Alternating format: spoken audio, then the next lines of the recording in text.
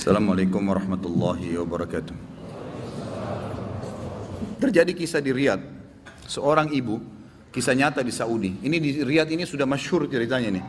Antara seorang ibu dengan seorang TKW dari Indonesia. Ada satu ibu sudah divonis di Saudi, operasi kanker dia terakhir sebulan lagi. Kalau tidak berhasil, dianggap sudah mati dari sisi medis. Ini keberhasilannya kecil sekali, 10%, 90% mati orang ini. Sebulan lagi menurut ilmu medis. 3 hari setelah divonis begitu sama dokter, sebulan lagi operasi terakhir, datang pembantunya dari Indonesia. Seminggu pembantu itu kerja, bagus sekali kerjanya.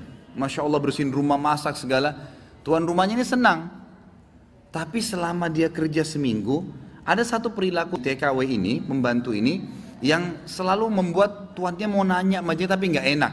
Akhirnya setelah seminggu itu ditanya, ternyata dia kalau siang hari, habis selesaikan kerjaan semua, habis siapin makan, dia masuk kamar mandi, lama di kamar mandi pembantu ini. Nggak tahu buat apa gitu. Pas dia keluar dari kamar mandi, setelah seminggu ditanya sama majikannya, maaf saya mau tanya, kenapa kamu ini setiap masuk kamar mandi, lama, ngapain? Langsung nangis tiba-tiba TKW itu menangis, pembantu itu menangis. Dia tanya kenapa kamu nangis? Dia bilang ceritanya begini sebenarnya. Sebelum saya berangkat ke Saudi di Riyadh ini, 12 hari sebelumnya saya baru melahirkan. Dan saya punya bayi di Indonesia. Saya lagi susuin.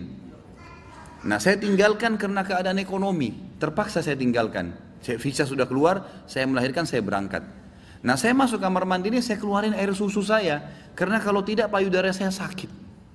Coba, kalau antum dengar keluhan seperti ini dari pegawai, dari staf, dari orang, apa yang antum lakukan? Perhatikan perilakunya muslimah ini, ya. Majikannya buat apa? Ini ternyata menjadi penyebab penyakitnya hilang. Apa yang dia buat? Dia bilang, baiklah. Sambil dia nangis, dia dengar ceritanya, dia bilang, baiklah.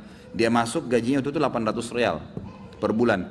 Tuannya ini kebetulan punya duit di rumahnya, diambil dikali 24 bulan, 2 tahun. Dikasih pembantunya, ini uang kamu ambil. Besok saya belikan kamu tiket pulang ke Indonesia. Anggap kau sudah kerja 2 tahun. Pembantunya bilang, nggak apa-apa. Dia bilang nggak apa-apa. Anak kau lebih penting daripada saya. Urus anakmu, nggak apa-apa. Terus ada pembantunya, baiklah kalau begitu terima kasih. Kata tuannya, kalau seandainya 2 tahun kemudian habis nyusuin kamu terfikir kembali, ini nomor HP saya, dikasih, pulanglah. Pembantu kita sudah selesai nih, TKW sudah pulang Indonesia. Kita sekarang berhubungan dengan kisah ibu ini. Apa kata dia? Semenjak pembantu itu berangkat, mulai hari itu setiap hari saya menangis. Menangisnya bukan karena sedih penyakit saya merasa terharu, susah menggambarkannya, terharu betul dan bersyukur kepada Allah. Bagaimana Allah membukakan pintu itu buat saya. Saya selalu bersyukur terus sama Allah karena saya terfikir untuk kasih gaji 2 tahun. Mungkin kalau terjadi pada kita, kita bilang, baiklah kamu pulang aja minimal. Pernah gak antum terfikir kasih gajinya lengkap semua? Dia bilang saya terharu kenapa saya bisa lakukan itu. Dan saya selalu bersyukur sama Allah. Saya bisa lakukan sementara memang ini ada vonis mati dekat lagi secara medis. Dia bilang tiap hari saya menangis. Dan setiap kali saya menangis saya merasa ada satu kepuasan dan keadaan saya lebih baik. Ringkas cerita, tiba masa operasi, ditelepon rumah sakit, disiapin semuanya alat operasi. Tiba di rumah sakit, dicek sebelum operasi, dokternya duduk setelah cek di kursi lalu bertanya, kamu berobat kemana sebulan ini? Kata ibunya, saya nggak berobat kemana-mana. Kamu tahu nggak, kanker kamu nggak ada. Sedikit pun nggak ada, akarnya nggak ada, sembuh total. Nggak ada, nggak mungkin terjadi secara medis. Ibu itu tersenyum lalu mengatakan, kalau betul apa yang dokter ucapkan, itu karena sedekah saya. Diceritain sama dia ceritanya, begini.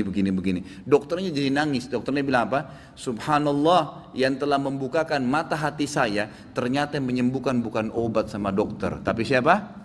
Allah subhanahu wa ta'ala. Ambil pelajaran ikhwas sekalian. Ternyata amal-amal soleh itu bisa membuat kita keluar dari masalah. Abdullah bin Umar dan Abdullah bin Abbas radhiyallahu anhum ajma'in, itu kalau beliau sedang menghadapi masalah dan tidak pecah, beliau keluar cari orang miskin dan sedekah. Keluar bertawassul dengan amal soleh. Seperti itulah. Mungkin sampai situ dulu, mudah-mudahan apa yang kita bahas bermanfaat dan menjadi tambahan ilmu buat kita. Assalamualaikum warahmatullahi wabarakatuh.